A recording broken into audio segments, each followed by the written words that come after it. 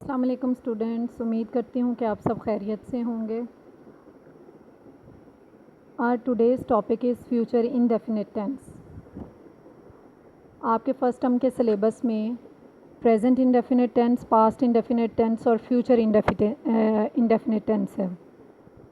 ये आप जो है प्रेजेंट और पास्ट इंडेफिनिट टेंस ऑलरेडी कर चुके हैं। Your last tense is future indefinite tense. किसी भी टेंस को ट्रांसलेट करने के लिए जिन 3 चीज़ों की हमें सबसे पहले ज़रूरत होती है, जैसा कि मैंने पहले भी बताया, वो उसकी उर्दू में पहचान है, उसकी फॉर्म ऑफ वर्ब है और उसके हेल्पिंग वर्ब्स हैं। ये हर टेंस के डिफरेंट हैं। जो 3 आपको करवाए गए हैं आपकी फिंगर टिप्स पे होने चाहिए कि उसकी उर्दू की पहचान क्या है, फॉर्म कौन सी यूज़ होती है और हेल्पिंग वर्ब्स कौन से हैं। ये आप क्योंकि आपको तीनों टेंसेस मर्ज होके आएंगे, लिहाजा इन तीनों की पहचान आपको पता होनी चाहिए। उनमें से डिफरेंशिएट फर्स्ट ऑफ ऑल आपने पहले आइडेंटिफाई करना है कि कौन सा सेंटेंस किस टेंस से बिलोंग करता है। अगर आप ऐसा कर सकेंगे तो then you will be able to translate those sentences into correct English. जी बच्चे, let's start future indefinite tense.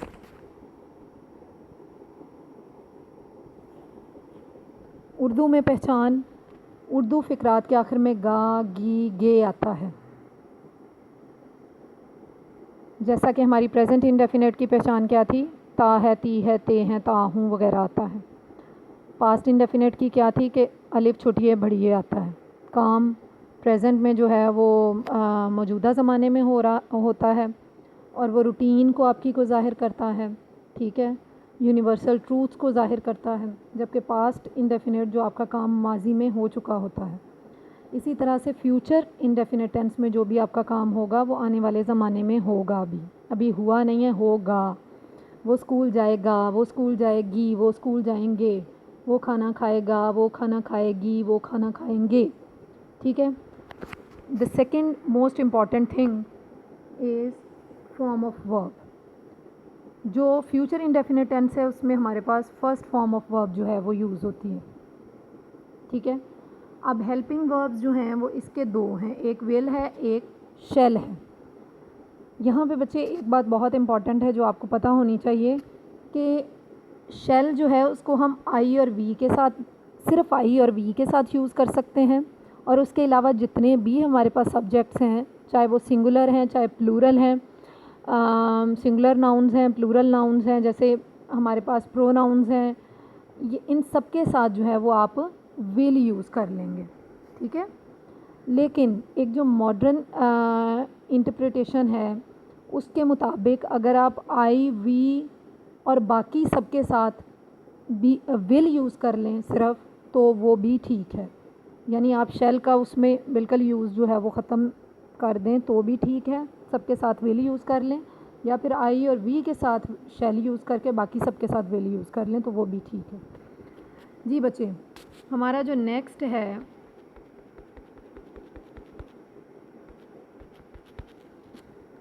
हमारा काम है स्ट्रक्चर। सबसे पहले हमारे पास एफर्मेटिव सेंटेंस आता है। मैंने आपको पहले भी बताया, एफर्मेटिव सेंटेंस का मतलब ये है कि आप मुस्बत फ़िक्रा, जिसमें ना तो आप नेगेटिव कोई वर्ड यूज़ हुआ है, ना ही कोई सवाल पूछा गया है, ना ही मनफी फ़िक्रा है, ना ही सवालिया फ़िक्रा है। अब ये उसके लिए हमारे पास एक जो है वो हमने एग्ज़ाम्पल के तौर पे एक सेंटेंस लिखा है, अली सवाल हल करेगा, ठीक है।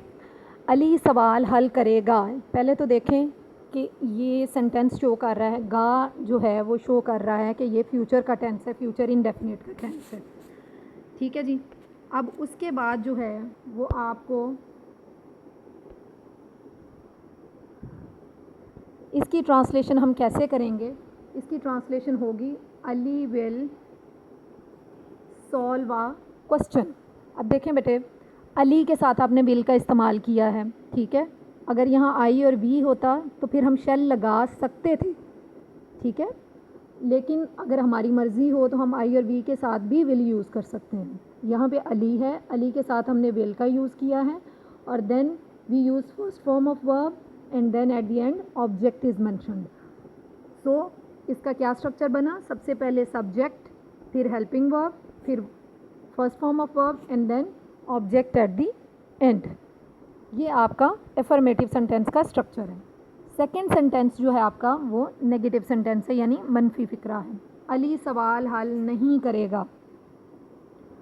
सो नेगेटिव सेंटेंस को हम किस तरह से ट्रांसलेट करेंगे, Ali will not solve a question, यानी सबसे पहले सब्जेक्ट मेंशन होगा, फिर हेल्पिंग वर्ब, देन नॉट का एडिशन होगा, फिर फर्स्ट फॉर्म ऑफ वर्ब और ऑब्जेक्ट फिर एंड पे होगा। ये इसका नेगेटिव सेंटेंस का स्ट्रक्चर है। थर्ड फॉर्म ऑफ सेंटेंस जो हमारे पास है वो है इंट्रोगेटिव सेंटेंस। ठीक है, उसमें हमने उसी सेंटेंस को सवालिया फ़िक्रा बनाया। कैसे, क्या अली सवाल हल करेगा। तो इंट्रोगेटिव सेंटेंस में मैंने आपको पहले भी बताया, आप जस्ट ये काम करते हैं कि जो आपका एफर्मेटिव सेंटेंस, जो नेगेटिव सेंटेंस है जैसे आपका आ जाता है, या एफर्मेटिव सेंटेंस आपका आ जाता है, तो आप क्या करते हैं, जैसे ये देखें, ये ऊपर हमारा एफर्मेटिव सेंटेंस है ये वाला। ठीक है, आपने सिंपली ये करना है, अगर एफर्मेटिव सेंटेंस में आपका हेल्पिंग वर्ब यूज़ हुआ है तो, ठीक है, कुछ हमारे ऐसे भी टेंसेस हैं जिनमें एफर्मेटिव सेंटेंस में हेल्पिंग वर्ब यूज़ नहीं होता, जैसे पास्ट इंडेफिनिट है। तो मैं बात ये कर रही हूँ कि आप वो वाले एफर्मेटिव सेंटेंसेस जिनमें हेल्पिंग वर्ब यूज़ होता है, या फिर सिंपली आप यूँ कर लें कि आप इसकी बात ना करें तो आप नेगेटिव सेंटेंस की बात कर लें, उसमें हमेशा से हेल्पिंग वर्ब यूज़ होता है, कि आप जो उसका आपके पास हेल्पिंग वर्ब है, विल है, उसको उठाएं और बाहर ले जाएं, सब्जेक्ट के शुरू में ले आएं। ठीक है, हेल्पिंग वर्ब को उठा के तो सब्जेक्ट के शुरू में ले आएँ, तो वो आपका इंट्रोगेटिव सेंटेंस बन जाएगा। नॉट इसमें नहीं यूज़ हुआ तो इसलिए नॉट आप कैंसिल कर देंगे। सो ये देखें, will Ali solve a question, यानी helping verb plus subject plus first form of verb plus object and question mark at the end. ठीक है बेटे, ये अब आपकी वो चीज़ें हैं कि जिनसे आपको ये चीज़ पता चल गई कि आपने इंट्रोगेटिव को किस तरह से और किस सीक्वेंस के साथ ट्रांसलेट करना। नेक्स्ट जो हमारी टाइप है सेंटेंस की, वो है नेगेटिव इंट्रोगेटिव सेंटेंसेस, जिसमें मनफी और सवालिया फ़िक्रे दोनों ही यूज़ होते हैं, यानी उसमें आपने नहीं का वर्ड भी यूज़ किया हुआ है और सवाल भी पूछा हुआ है। जैसा कि क्या, देखें, क्या अली सवाल हल नहीं करेगा, इसमें नहीं भी यूज़ हो गया और क्या भी यूज़ हो गया, यानी सवाल भी पूछा गया है और नेगेटिविटिज़म भी आ गया कि नहीं वाला वर्ड भी मनफी फ़िक्रा भी बन गया। तो उसमें बेटा वही वाली बात कि आपका आ जाएगा will Ali solve a question, जो इंट्रोगेटिव है, लेकिन अली के बाद नॉट क्यों आएगा, क्योंकि यहाँ ऊपर नहीं यूज़ हुआ हुआ है। ठीक है, तो ये वाला इसका सीक्वेंस आ जाएगा कि पहले हेल्पिंग वर्ब आ जाएगा, फिर subject plus not plus first form of verb and then object, और फिर एंड पे क्वेश्चन मार्क आ जाएगा। जो लास्ट फॉर्म ऑफ जो है हमारी यूज़ होती है, जो लास्ट सेंटेंस है, वो है क्वेश्चन वर्ड्स हैं हमारे, जो कि यूज़ होते हैं हमारे पास। जो क्वेश्चन वर्ड्स यूज़ होते हैं, जी बेटे, जो हमारे पास लास्ट सेंटेंस की फॉर्म है वो है क्वेश्चन वर्ड्स का यूज़ होता है हमारे सेंटेंसेस में। क्वेश्चन वर्ड्स अब कौन कौन से हैं बेटे, वो देखें, who, where, how, what, when, why. ठीक है, इनको हम WH वाले वर्ड्स भी कहते हैं, और इनके साथ जो है हमारे पास यूज़ होता है, इनको हम, जी बेटे, अब ये हमारे पास ये जो वर्ड्स हैं क्वेश्चन वर्ड्स, ये जिसमें भी यूज़ होंगे उनको आप क्वेश्चन वर्ड्स कहते हैं। जी बच्चे, अब उसके बाद जब ये वर्ड्स हमारे पास किसी भी क्वेश्चन में सेंटेंस में यूज़ हो जाएंगे, तो फिर उस सेंटेंस को हमने किस तरह से ट्रांसलेट करना है वो अब आप देखें। अली सवाल कब हल करेगा। ठीक है, कब, यहाँ पे ये वाला वर्ड जो है वो शो कर रहा है कि क्वेश्चन वर्ड यहाँ पे यूज़ होगा।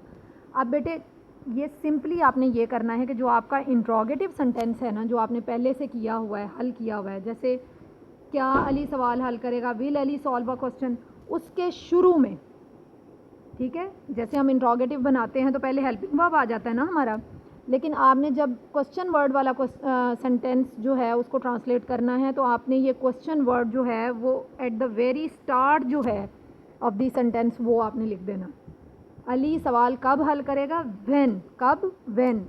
Will Ali solve a question, यानी WH वाला वर्ड है, क्वेश्चन वर्ड है, plus helping verb plus subject plus first form of verb, then object and then question mark at the end. So ये था आपका फ्यूचर इंडेफिनेट का सारा इंट्रोडक्शन। उम्मीद है कि आपको समझ आया होगा। इंशाल्लाह अगले लेक्चर में मैं कुछ एग्जांपल्स के साथ इनको सॉल्व करवाऊंगी। आप इसको अच्छे तरीके से जो तीनों सेंटेंसेस करवा दिए गए हैं टेंसेस, उनको कंपैरिजन के साथ लर्न करें, फिर आप मर्ज करके डिफरेंट जगहों से इनकी एक्सरसाइजेस को सॉल्व करें। नेक्स्ट लेक्चर में इंशाल्लाह इसकी कुछ एग्जांपल्स मैं सॉल्व कराऊंगी। उम्मीद करती हूँ कि आपको बहुत अच्छे से समझ आया होगा। जी बेटा, अल्लाह हाफिज़।